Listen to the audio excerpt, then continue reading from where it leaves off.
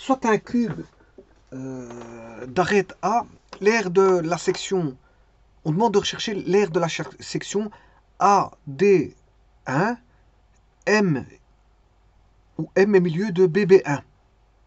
Donc on a soit un cube d'arête A, on demande de calculer l'aire de la section AD1M ou M est milieu de BB1. Alors, première chose à voir, c'est que bon, on n'aura pas une valeur, pour ainsi dire, donnée. Pourquoi? Parce qu'on a une arête A. Alors, je vais rappeler quelques petites notions de ce que c'est qu'un cube avant d'entamer quoi que ce soit. Alors, je vous rappelle que le cube ça fait partie de la famille des solides. Voilà, c'est un solide. Alors, qu'est-ce que c'est qu'un solide? Ben, c'est une figure en relief. Un solide au sens géométrique, c'est un objet limité par des surfaces indéformables. Ces surfaces, si elles sont pleines, sont des faces. Alors, si ces surfaces, si elles sont pleines, sont des faces. Mais il y a beaucoup de solides qui n'ont pas de surface plane. Alors, donc on n'a pas beaucoup de solides qui n'ont pas. Là, à ce moment, on a affaire aux boules. On a affaire aux boules. Bon, ben ici, le cube n'est pas une boule. Je le dis tout de suite. Il possède, c'est un polyèdre. Voilà. Je dirais même, il y a les familles. Dans les familles, on distingue donc les solides de révolution, voilà, les boules, etc. Tralali, tralala. Mais en gros, on a dans les polyèdres, on a des prismes. Voilà, on va mettre un prisme, comme par exemple, voilà, c'est un prisme. Et on distingue les pyramides. Alors, on distingue les prismes dans les polyèdres. En gros, c'est les grandes familles. Voilà. Alors on peut avoir un prisme régulier ou irrégulier. Alors, on peut avoir une pyramide régulière ou irrégulière. Donc, on sait que le cube c'est un solide. En tout cas, c'est pas une pyramide, ni une boule, ni une surface de révolution. Ça reste tout ça. C'est un prisme. Alors, c'est un cas particulier de prisme. Alors, je rappelle, qu'est-ce que c'est qu'un prisme? Alors, c'est un prisme droit. Hein. Le cube est un prisme droit, parce qu'il existe les prismes obliques aussi. Voilà. Ici, c'est un prisme droit. Un prisme droit est un solide à deux faces, qui constitue, si vous voulez, bien sûr des faces polygonales superposables, qu'on appelle les bases, qui se mettent dans des plans. Hein. Ils peuvent se mettre dans des plans, voilà, de base, voilà, qui sont parallèles entre elles. Voilà, on a alpha, bêta, et bien sûr, on a les autres faces qu'on appelle les faces latérales. Et les faces latérales, en général, les faces latérales sont, si on met en perspective cavalière, sont des vrais grands. Les faces avant et arrière sont des vraies grandeurs. Les faces avant et arrière sont des vraies grandeurs. Voilà, parce qu'on utilise la perspective cavalière pour voilà, montrer voilà, la figure en relief quand elle est dessinée dans un plan. Bah, c'est de la 3D, donc pour représenter dans le 2D, bah, on utilise différentes formes voilà, d'interprétation, je veux dire, spatiale. Alors, comme je vous ai toujours dit, il existe les projections coniques à point de fuite, à un point de fuite, deux points de fuite, voire trois points de fuite. Il existe bien sûr les isométries telles que l'isométrique, le dimétrique, le trimétrique. Il existe aussi les différentes perspectives telles que la perspective cavalière. Voilà, il y en a d'autres, hein, on peut inventer beaucoup de choses. Voilà. Donc, ici j'utilise une perspective cavalière pour représenter mes solides en 3D, sur un support bien sûr 2D. Et donc là, à ce moment-là, les faces cachées seront, les arêtes cachées sont représentées en pointillés, si vous voulez, et les autres faces sont déformées par la perspective qui ne conserve que le parallélisme. Bien sûr, et les seules faces avant et arrière sont en vraie grandeur. Les autres, bien sûr, elles sont déformées. Voilà. Donc les faces avant, par exemple, si je prends un cube qui est un prisme droit, donc il contient bien euh, deux faces. Alors les faces ici, ce sont des carrés, non plus les deux faces. C'est un polygone régulier. Le cube est un polygone régulier, ou on va dire un solide de Platon. Voilà. Vous voyez que les faces cachées, je les ai mis en pointillés. Les arêtes ici qui valent A sont en vraie grandeur. Tout ce qui sont devant et derrière la feuille de votre feuille, ben, c'est en vraie grandeur. Alors qu'est-ce qui sera en vraie grandeur? Bien sûr, c'est ça aussi, et ça parce que c'est devant la feuille. Et puis toutes les autres faces sont, sont des parallèles. Et là, bon, elles sont bien sûr, tout est parallèle entre elles. Par exemple, celle-ci, elle est parallèle avec celle-ci. Voilà, celle-là, elle est parallèle avec celle-là. Celle-là, elle est parallèle avec celle-ci. Attention que celui-ci, c'est une vraie grandeur. Hein. Celui qui est là, ça, c'est une vraie grandeur. Voilà. Et donc, là, on a une déformation de la grandeur, déformation de la grandeur, déformation de la grandeur, déformation de la grandeur, déformation non, celui-là, non, il est en vraie grandeur. Celui-ci, ici, il est en vraie grandeur. Alors, tout ce qui est devant, derrière, est en vraie grandeur. Donc, en vraie grandeur, vous allez avoir tout ceci qui est en vraie grandeur et tout ceci. Ces deux-là sont en vraie grandeur. Et puis, viennent le jeu de parallèles que voici. Et là, bien sûr, c'est une déformation. On n'a pas de vraie grandeur. Et puis, tout ce qui n'est pas vu est mis en pointillé. Voilà, et ça c'est la perspective cavalière qui veut ça. Et alors bon, donc c'est un solide à deux faces, dont les faces de base sont non pas des rectangles, mais des carrés, c'est un polygone régulier. Et tous les autres sont des rectangles, des faux rectangles ici, parce que comme c'est un cube, on a tous des carrés partout. Les rectangles se réduisent à des carrés. Toutes les autres faces latérales sont des rectangles particuliers qui sont des carrés ici. Donc c'est un rectangle où on a longueur égale largeur. Voilà. Donc, qu'est-ce qu'on peut dire? Ben, on peut dire que les plans des deux bases d'un prisme sont droits, bien sûr, sont parallèles. Les plans des deux bases sont parallèles pour un prisme droit. Les arêtes latérales sont parallèles, mais elles sont perpendiculaires au plan de base. Et les arêtes latérales ont même longueur. C'est la hauteur du prisme. Voilà, et donc ici, tout vaut A. Alors un cas particulier de prisme, c'est le parallélépipède rectangle, ou qui est un prisme droit particulier, et toutes les faces sont des rectangles, y compris les bases. Et le cube est un prisme droit dont toutes les faces sont des carrés. Voilà. Donc ici, je viens de résumer en gros ce qu'est un carré, de quelle famille il provient. Donc c'est un solide, c'est un prisme, je dirais même un prisme droit, et donc qui est particulier, qui est toutes les arêtes sont identiques. Particulier parce que c'est des carrés, c'est des carrés partout, des arêtes égales partout. Donc là on aura A, A, partout ça vaut A. Donc il n'y a pas de, je veux dire voilà, de questions à se poser au niveau des différentes cotes parce que toutes les cotes valent A. Voilà, ça c'est pour la petite histoire.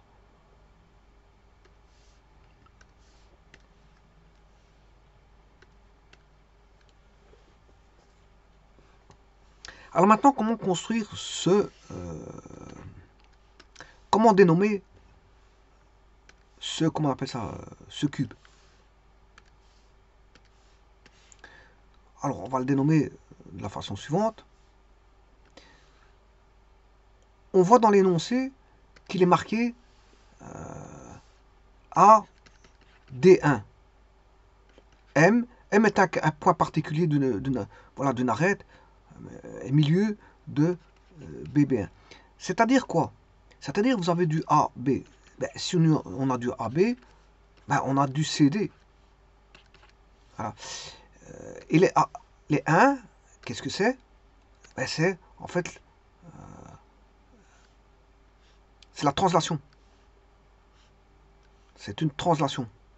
Voilà. On aura une translation parce que voilà, le cube provient d'une translation.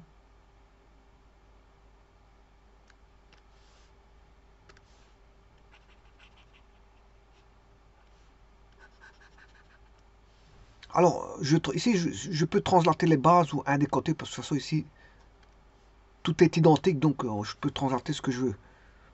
Alors, supposons que je translate les bases.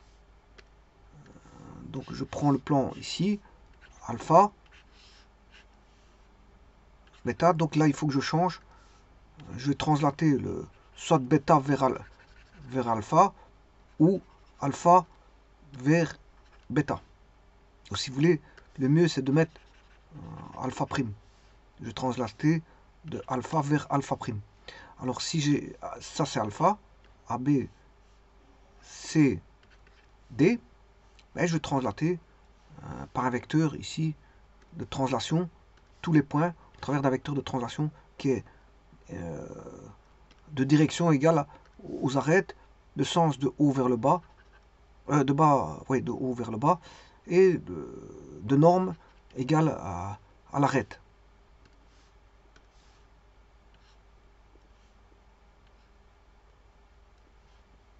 Voilà, bon, j'ai mal fait mon cube, mais bon. Et puis, bon, on a la projection de ceci. Enfin, les arêtes non vues sont en... comme ceci. Donc, ce qui veut dire, la dénomination, ben, elle va se dénommer, non pas par des primes, c'est pas moi qui le dis, c'est l'énoncé, hein, parce que je vois des 1. Donc, c'est B1. Là, on aura C1. Et voilà des 1. Bon, maintenant, sachant ça, ben, on a défini, le cube est défini. Le cube que j'appelle C. Voilà mon cube solide. Alors, le milieu de BB1. Le milieu de BB1, je vais rechercher. Il est ici. B. Alors, l'aire de la section AD1, M. Alors, AD1, il est là. Alors, le M, il est dans la face arrière. Voilà. AD1, M.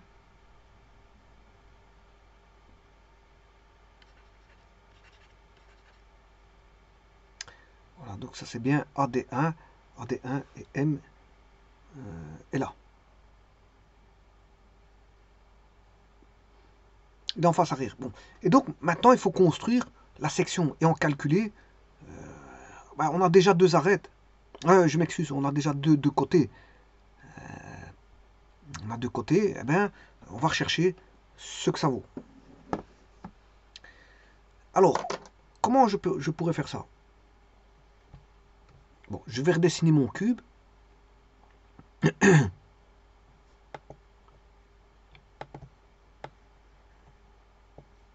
C'est mon cube. Bon, je vais le faire par GeoGebra, c'est beaucoup plus simple. Alors par GeoGebra, il y a deux méthodes. Bon, je pourrais utiliser directement GeoGebra, mais je ne le ferai pas, bien sûr, parce que je peux avoir la réponse directement par GeoGebra. Alors, avant toute chose, je ferai la vérification par GeoGebra par après. Mais avant toute chose, je vais le faire comme si je le faisais en manuel. Donc, je vais le faire en manuel, mais avant toute chose, je vais chercher un cube.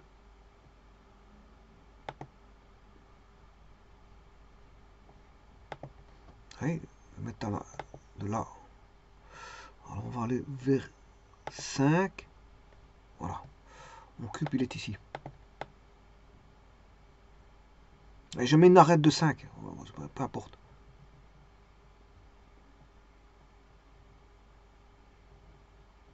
Alors, bien que j'ai mis des X négatifs, les Y étant positifs, les Z positifs, ça ne changera rien parce que c'est une histoire de distance. Hein. Je cherche une aire. Donc, c'est au travers de distance qu'on trouve une aire. Et donc, comme les distances sont positives, l'air sera positif.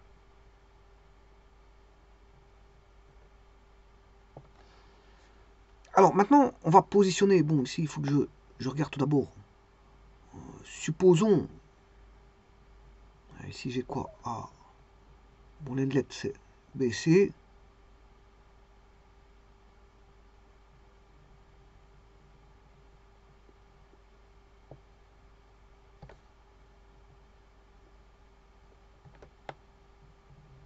les points, où est-ce qu'ils sont? B, C, D. Bon, A, B, C, D. Donc, je vais déjà établir une carte.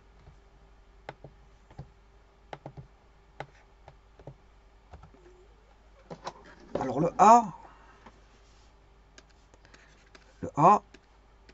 sur GeoGebra, c'est A. Le B, ben, c'est B. Le C, c'est C. Le D, c'est D.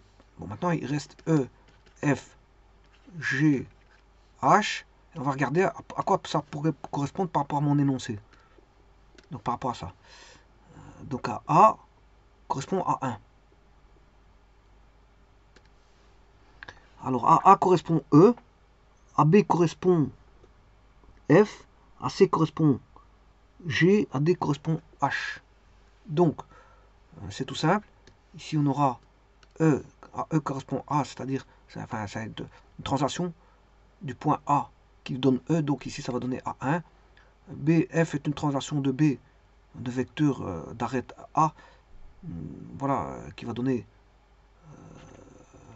B1, et là c'est C1, et là D1. Voilà, comme ça.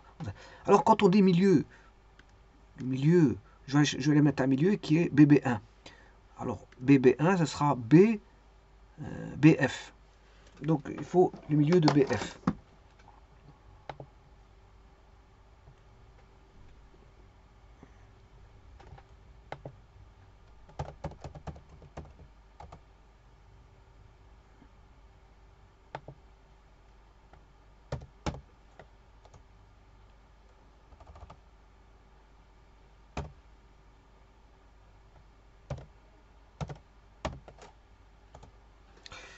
Voilà, donc j'ai le milieu.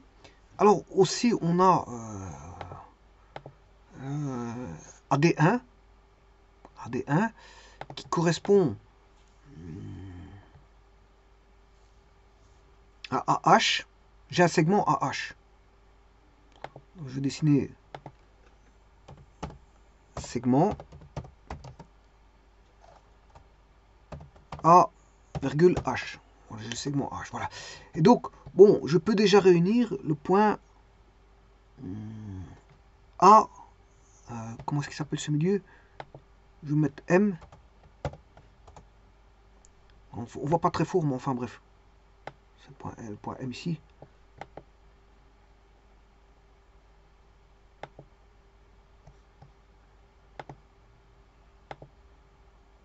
Je sais pas. On va mettre un peu plus fort, en style un peu plus fort.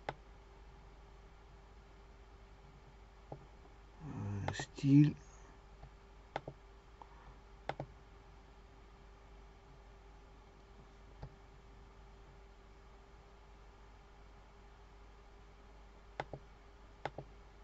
Voilà, on voit un peu plus. Voilà. Et je vais réunir bien sûr le point A, AM. Pour faire comme ceci. Voilà. AD1. C'est A. Non, je m'excuse, c'est AM. C'est directement AM. Donc je vais réunir segment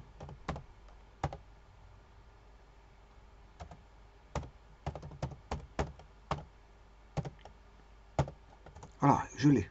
Alors maintenant, qu'est-ce qu'il faut faire?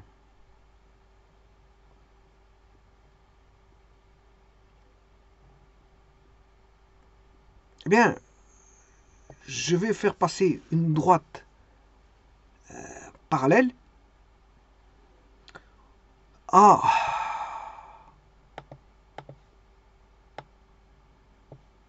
qu'est-ce que c'est que ce point-là? Je sais pas qu'est-ce que c'est que ce point-là. C'est de l'origine à H. L'origine à H, qui est dans le plan ED, dans le plan de base. Hein. Alors, le plan de base, c'est voilà, x égale 0. Non, je m'excuse, je me suis trompé. C'est y égale 0. Y égale 0. Voilà, c'est cela. Voilà, j'ai un plan ici. Alors, je vais dessiner au plan y égale 5. Dans ce plan-là. Alors pour ça, je vais chercher une droite. je crée une droite, voilà, qui va de là à là, et je fais une parallèle qui va passer par droite, cette droite-ci, non, attention, je vais dessiner une droite, ouais, c'est pas ça, c'est une droite parallèle à cette droite, passant par ici, voilà. Donc le plan, non, pas par là, je me suis trompé, parce qu'il faut passer par M, je dois passer par M, je vais recommencer ça, donc une droite parallèle à ceci, passant par M, voilà, j'ai une intersection, bon maintenant je vais rechercher une droite, ici, hein. Je vais chercher l'intersection, où est-ce qu'elle est l'intersection, intersection de cette droite avec cette droite, voilà qui est le point I, que je vais appeler R. On voit pas fort, mais enfin bref. Bon, donc bah, on connaît tout, on connaît quasiment tout, parce que maintenant, dans le plan du haut c'est z égale 5. J'ai deux points, j'ai combien de points? Un point, point du haut, oui, j'ai mes 2 points. Donc, plan du haut, je vais réunir, voilà, le plan du haut c'est z égale 5. Voilà, c'est ce plan-là. Et, je sais pas, il n'avait pas mis 5 dans... Tiens, il n'a pas mis 5.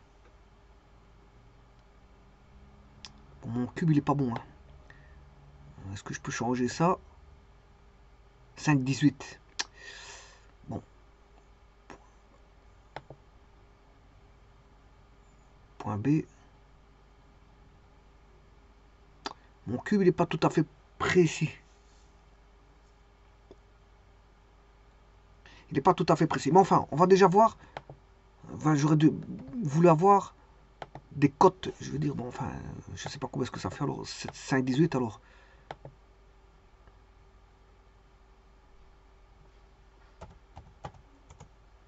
Je sais pas si c'est bon. Enfin bref. Voilà. 5, 18. Je vais retirer les deux autres plans. Y égale 0. Et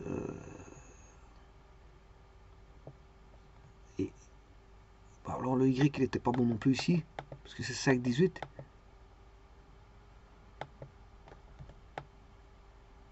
Bon, faudrait que je recommence ça à la va-vite, parce que je n'aime pas ce cube là. Il va me poser des problèmes pour la... voilà. Ça va aller très vite, hein. Bon, je vais recommencer tout ça à toute vitesse. De toute façon, vous avez vu plus ou moins le principe. Je vais remettre un bon cube de 5.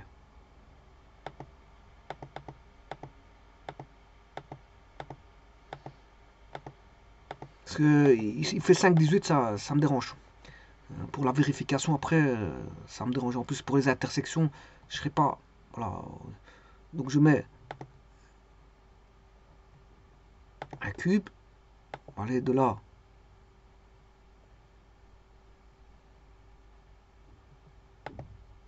Voilà, là, il fait 5. Là, c'est bon, c'est 125. Ça, c'est bon.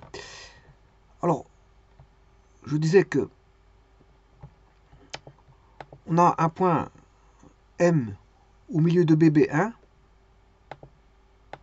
Alors, BB1, c'est BF. Milieu de BF, j'ai un point.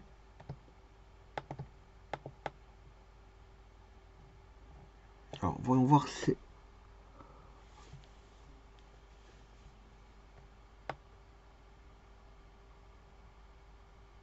Ah, E. Ici, c'est E. Oui, c'est bon. A1, c'est E. Donc, BB1, c'est BF. Donc, le milieu de BB1, c'est milieu de BF.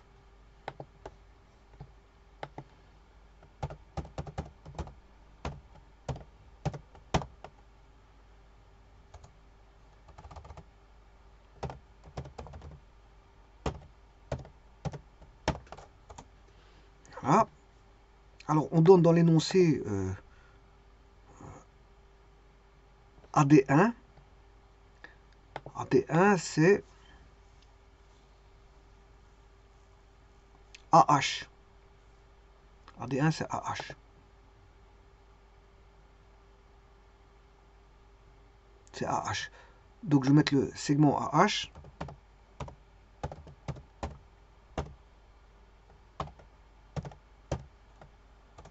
Je vais relier, bien sûr, le A. Alors, le milieu, je vais l'appeler M. Je vais relier un segment à M.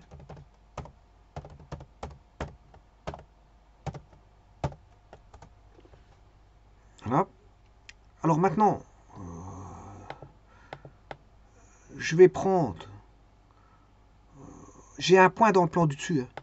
Au plan Z égale 5.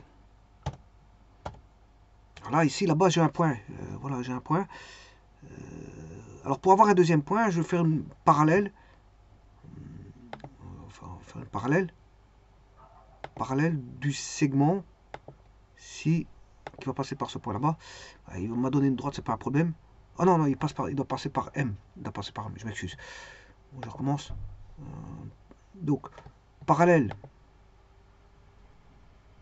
Alors, je peux mettre une droite, hein. Bon, ça change rien. Parallèle au segment passant par M. Voilà. Alors maintenant, je vais aller chercher la droite FG. Droite FG. L'intersection de cette droite avec cette droite, que j'ai un plan sur le plan du dessus. Maintenant, j'ai deux points. J'ai deux points dans le plan du haut. Et je peux réunir ces deux points. En fait, c'est IH. Segment IH.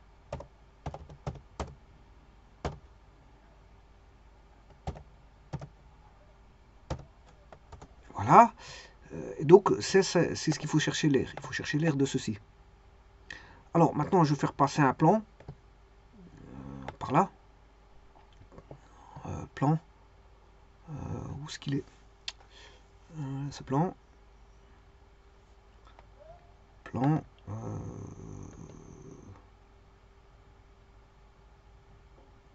Plan passant par 3 points. J'ai un point en H. Tout en dessous, un point en M. Voilà, je vais retirer le plan Z égale 5 parce que sinon on ne verra plus rien. Voilà. Et maintenant, je vais faire l'intersection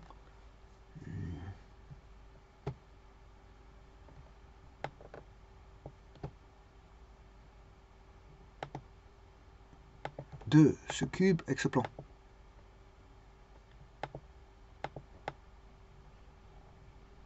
Voilà, je vais essayer de retirer tout ce segment à cette droite.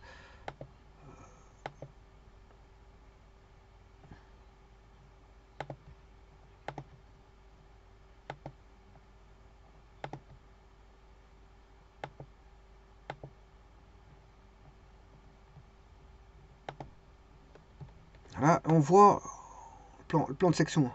Bon, je vais faire juste l'intersection parce qu'il ne me l'a pas fait.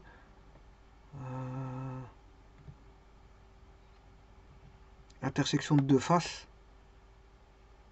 Ça et le plan. Voilà.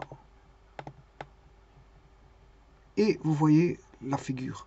Normalement, si je retire le plan, tiens, c'est pas tout à fait ça, mais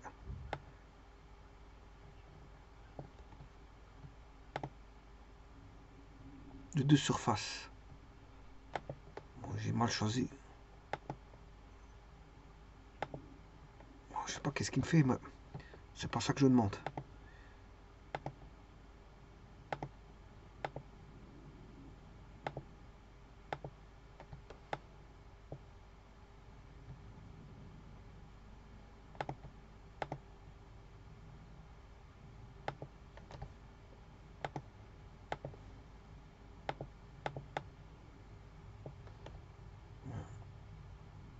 Intersection de deux surfaces.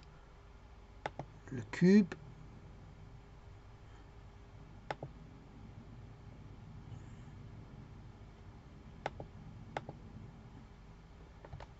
Bon, je vais faire face par face parce qu'en fait, à mon avis, je vais faire face par face.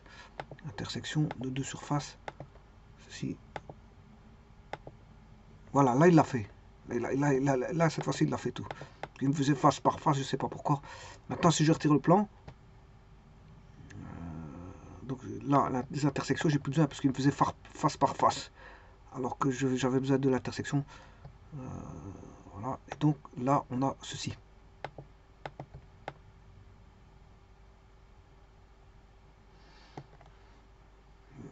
Je vais retirer le cube.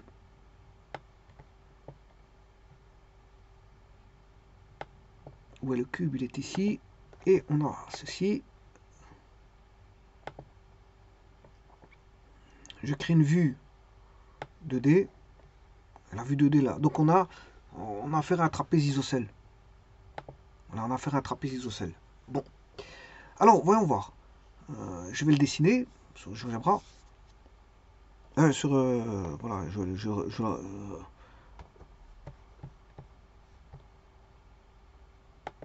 on va travailler maintenant l'air.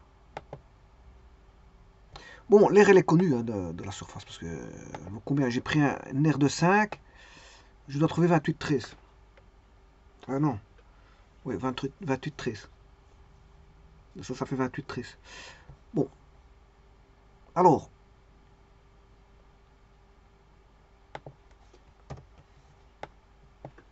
je vais remettre les points.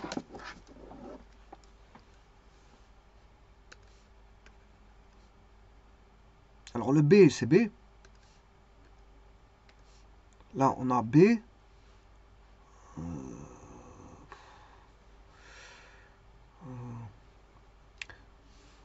Là, on a le milieu. Là, on a le point R. Voilà. Bon, et on renie c'est quoi?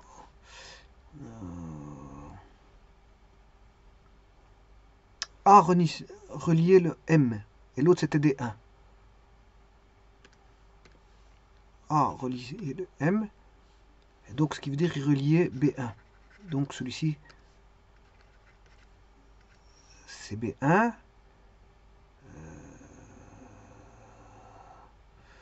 Voilà.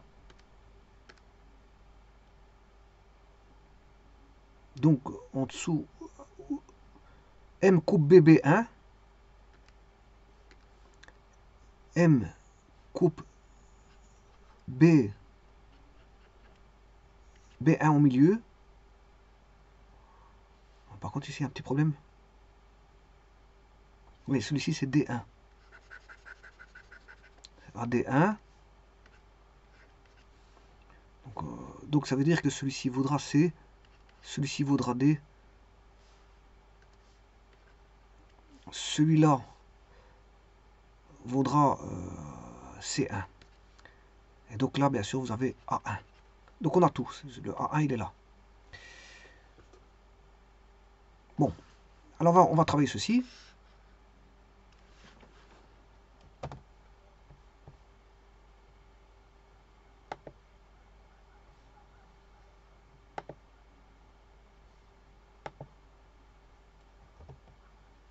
Alors, vous voyez qu'on a un trapèze isocèle. Hein.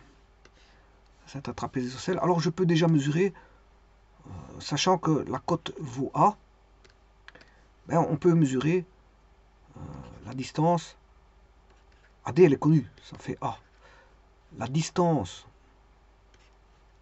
DD1 est connue, ça fait A. Donc je peux trouver A1, AD1. C'est un triangle rectangle. C'est AD carré plus DD1 carré racine carrée. Donc, ce qui fait A carré plus A carré racine carrée, ce qui fait 2A carré, ce qui fait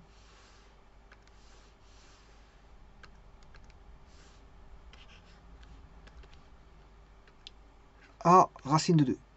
Voilà. Bon, donc là, on a déjà une cote. A racine 2. Bon, j'en ai une deuxième, puisque là, on a un milieu. là, on a le théorème de la moyenne.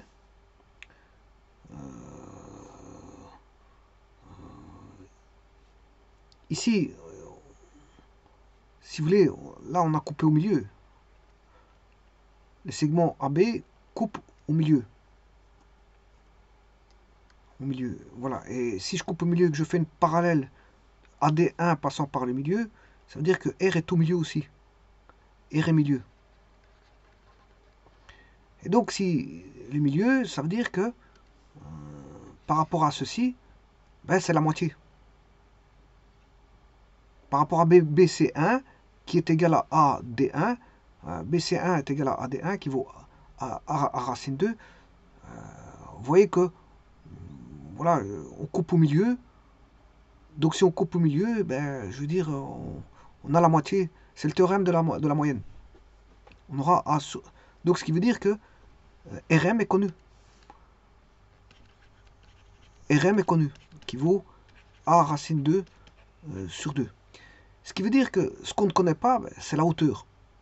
Il faut que je recherche la hauteur. Voilà.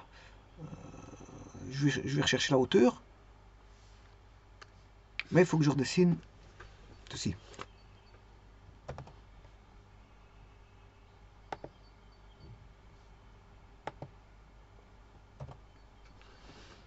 Donc j'aurai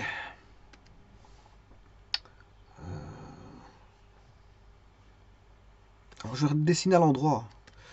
Je vais remettre à l'envers, enfin, comme ceci. A, on a un triangle un trapèze isocèle. A, D1.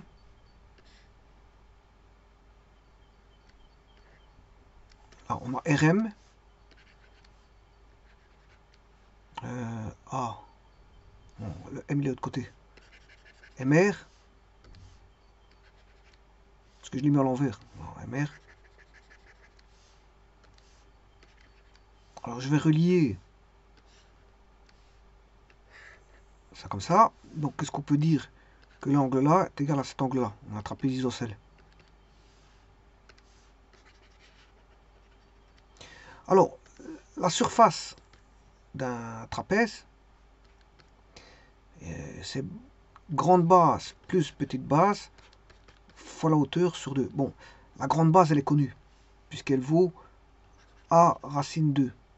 Par contre, l'autre, il suffit de la diviser par 2. C'est le théorème de la moyenne.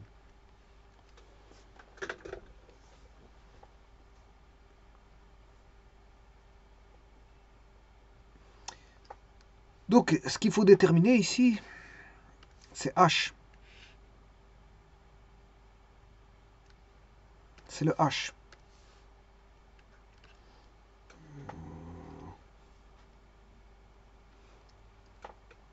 Et je vais appeler ce point-là H. Donc, il faut déterminer la hauteur qui est HR. HR. Alors,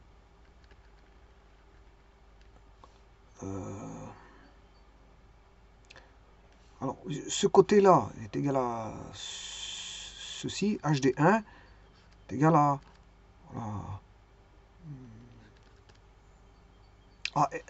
AM1, on va l'appeler AM1.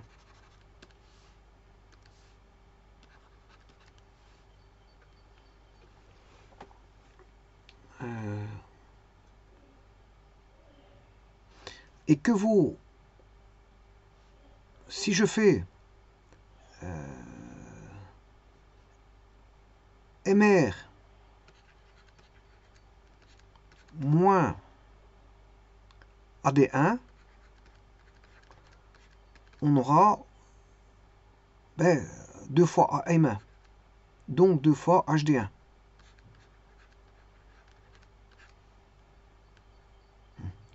Alors que vaut MR, c'est A racine 2 sur 2. Que vaut AD1,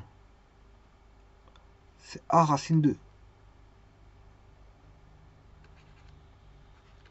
Et ça, je pourrais trouver, si je divise par 2, je peux trouver HD1.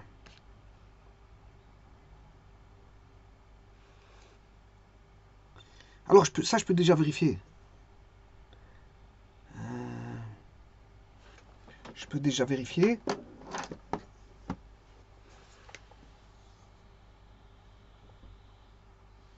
Donc a racine 2 sur 2 moins a racine 2, à mon avis, ça va donner du négatif, ça, parce que MR, c'est a racine 2 sur 2.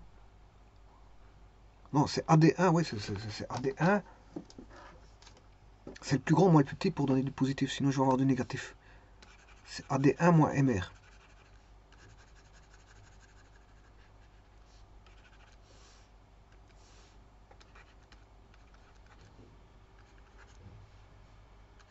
Donc c'est A racine 2 sur 2.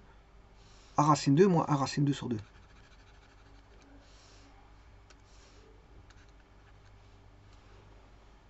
Donc, on aura 2A racine 2 moins A racine 2, tout sur 2, tout sur 2, ce qui fait A racine 2 sur 4. Donc HD1, il vaut A racine 2 sur 4.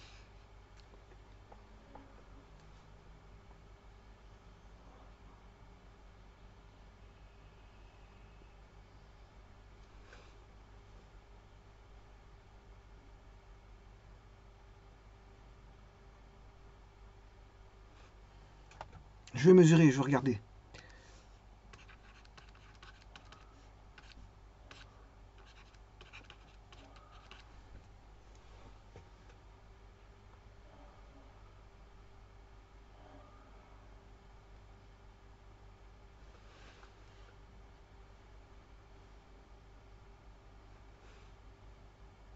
Donc je vais vérifier. Racine, sachant que A vaut 5. Donc si je mesure 5 fois la squareté de 2, tout sur 4, bon, 1,77. Bon, ça m'étonnerait que ce soit ça.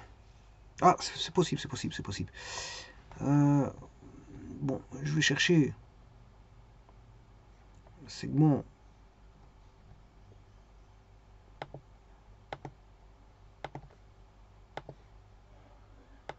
Voilà, je vais chercher une perpendiculaire.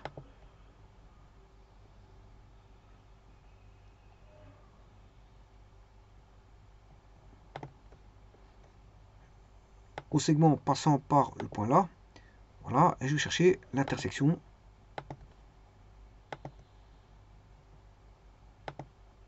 Voilà. Et donc, maintenant, je mesurer la distance, mais je vois pas les points. C'est ça le problème avec GeoGebra.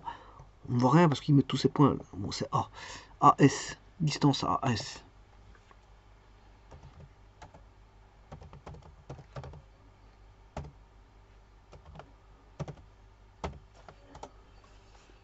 Voilà, c'est bon. C'est bien 5 racine 2 sur 4. C'est bon. Donc, on a trouvé que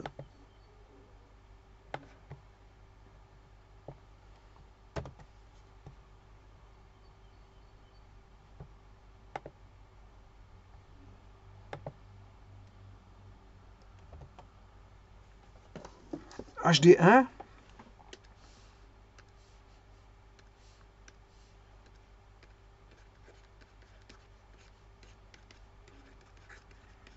vaut ceci. Unité de longueur, hein, bien sûr. Tout est en unité de longueur.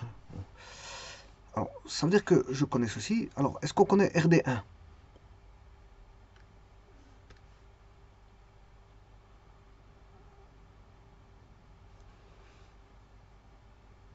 Alors, RD1, je peux le trouver là, avec ce côté-là. C'est ça, puisqu'on a un angle droit ici. Donc, on peut dire que c'est C1, D1, C1 au carré, plus RC1 au carré, c'est égal à RD1 au carré. Donc je peux trouver RD1. Alors, DC1 au carré, c'est A au carré, plus RC1, c'est la moitié de côté, c'est-à-dire A demi au carré. Voilà, donc RD1 au carré, c'est ceci.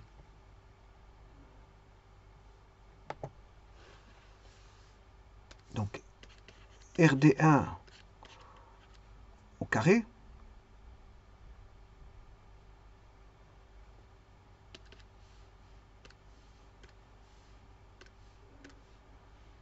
C'est A carré plus A carré sur 4. A carré plus A carré sur 4. 4 A carré plus A carré sur 4, ça fait 5. Bien sûr, ça fait 5 A carré sur 4.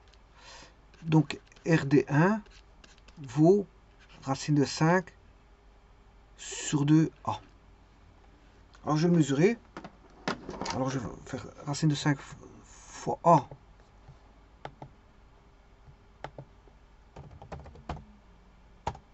fois 5 sur 2.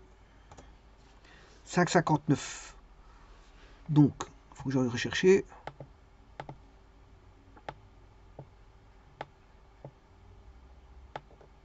PQ.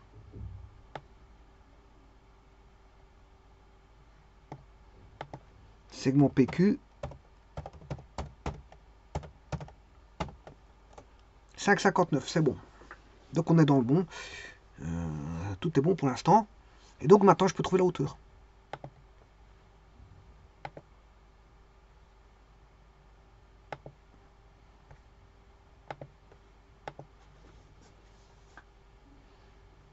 Donc,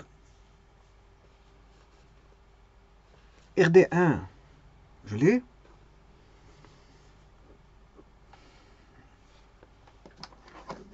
Et j'ai HD1.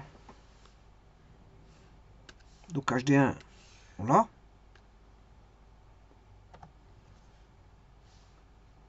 RD1, on l'a aussi.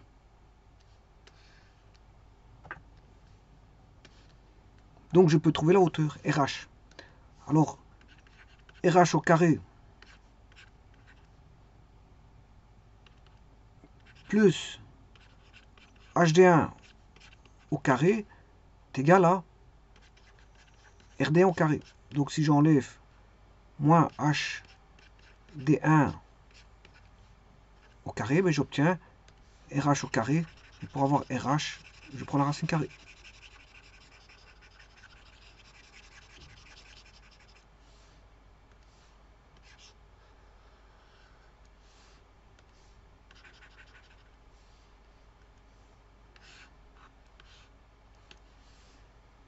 Alors, RD1, c'est 5 quarts de A carré, moins HD1, bien sûr, fois A ici, hein. 25 fois 2, c'est 50/16e.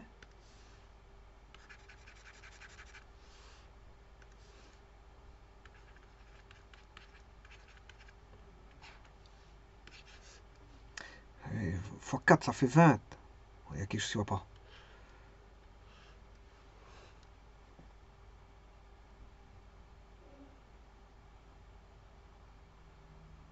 HD1.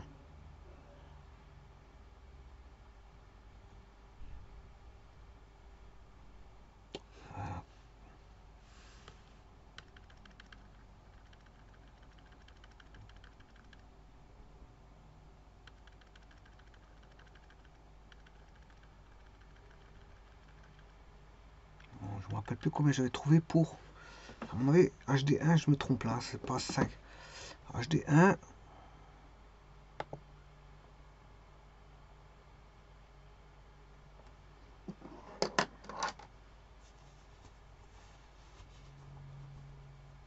Si, c'est bien 5.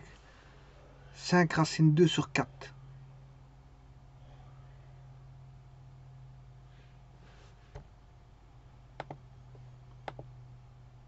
Fois A. Oh non, non, c'est 5, c'est racine 2 sur 4. Le 5, c'est le A. Ouais. 5, c'est le A. Voilà. Donc, je recommence. Vous avez compris ce qu'il fallait faire. Pythagore. Donc à RD1, c'est 5 quarts moins 2 16e de A.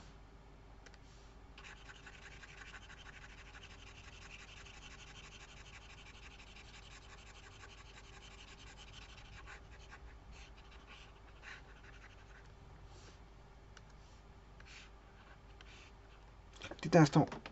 Pour 30 secondes.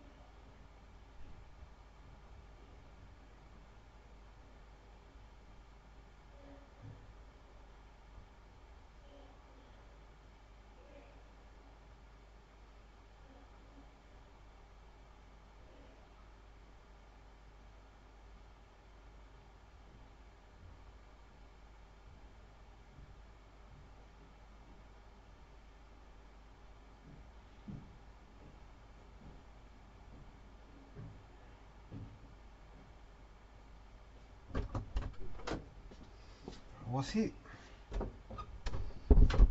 Donc le A, je le fais sortir parce que c'est un A carré, je prends la racine carrée, ça fait A. Ensuite, bon.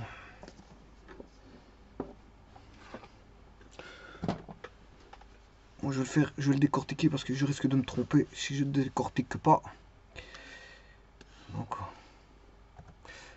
on aura le plus grand qui est HD1 au carré, c'est-à-dire 2 16e de A carré moins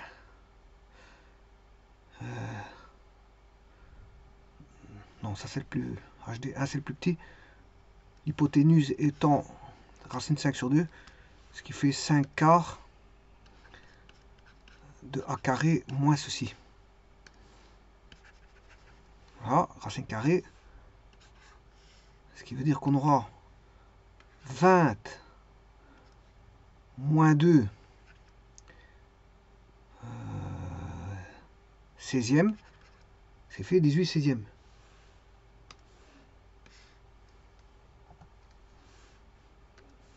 Racine carrée de 18 16e. On aura 18 16e de A carré. Bien sûr, racine carrée. Alors, 18, c'est 3 racines 2 sur 4. Donc RH vaut 3 racines 2 sur 4. Bon, je vais modifier ici dans un petit instant. Je vais juste vérifier. 3 fois SQRT de 2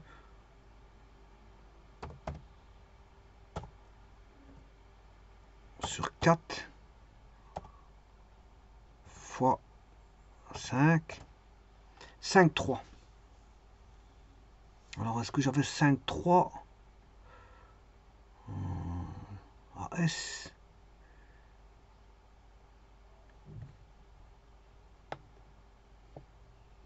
Distance SR.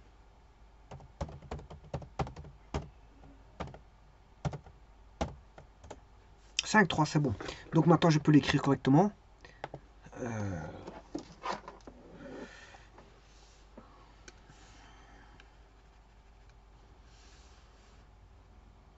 racine de 18 sur 4.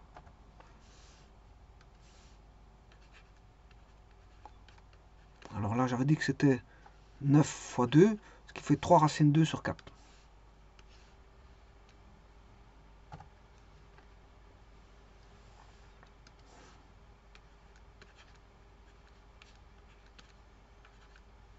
Et là, maintenant, j'ai tout. Je vais tout aller rechercher pour calculer la surface. Puisque la surface, ça sera grande base plus petite base, puisque c'est un trapèze, sur 2, bien sûr, fois la hauteur, que je vous laisserai calculer, mais je vais juste chercher les éléments. Alors, le premier élément, ce serait la hauteur, 3 racines 2 sur 4. 3 racines 2 sur 4 fois A. Et là, bien sûr, j'aurai sur 2. Et je vais chercher la grande base et la petite base. Voilà, la grande base, c'est A racine 2 et, et la petite base A racine 2 sur 2.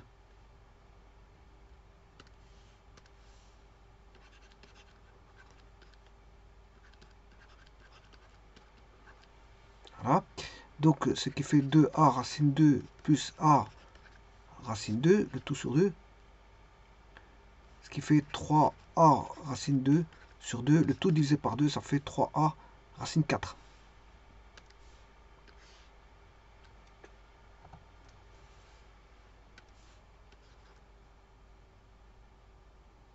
Donc, 3A, 3 racine 2 A, le tout sur 4.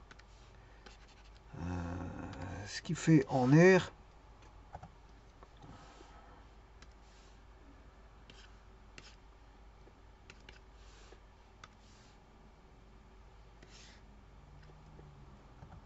9 fois 2 sur 16.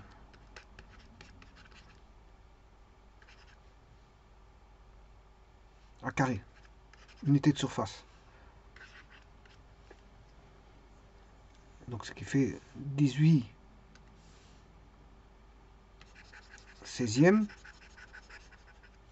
Ce qui fait 9 quarts de A carré.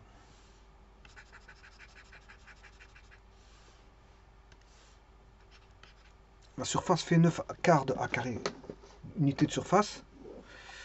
En unité de surface.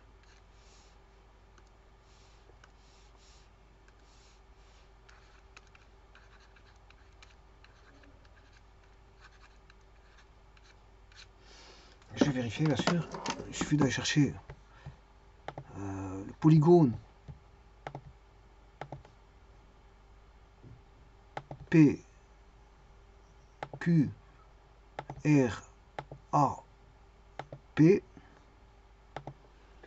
9 quarts fois 25.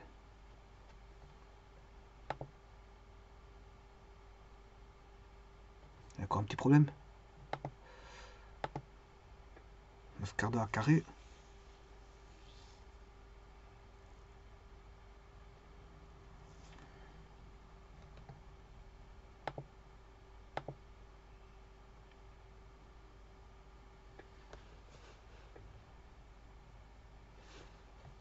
Il y a une division par 2 qui n'est pas bonne.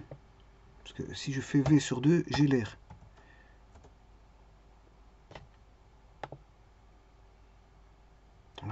Il y a un petit 2 qui donc c'est 9 quarts sur 8 alors. Oui, c'est ça, c'est 9 quarts. C'est pas 9 quarts, c'est 9 huitièmes parce que je vais avoir 9 fois 2, 18 sur 16. C'est 18 sur 16.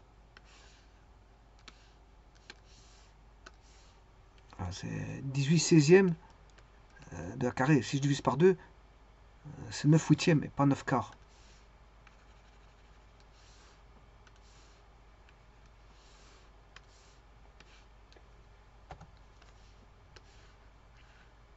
Et ça, c'est bon. Donc l'air, elle fait 9 huitièmes.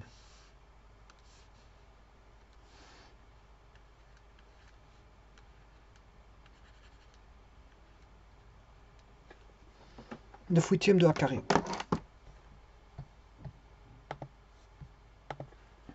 9 huitièmes de 5 au carré. Et ça fait bien les 23 stress. Donc l'air fait bien 33 6. 28 13.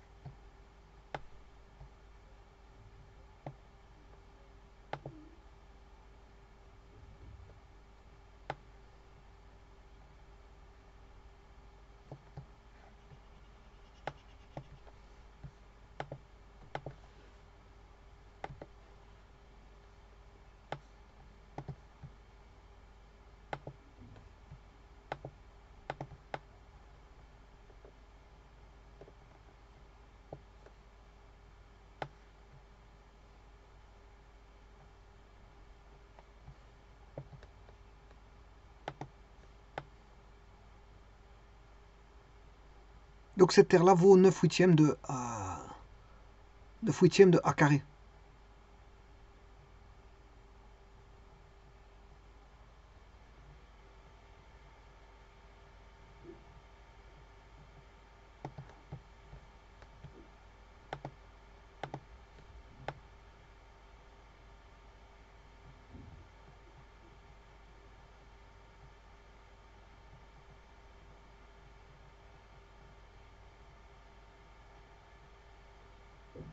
Je vous remercie.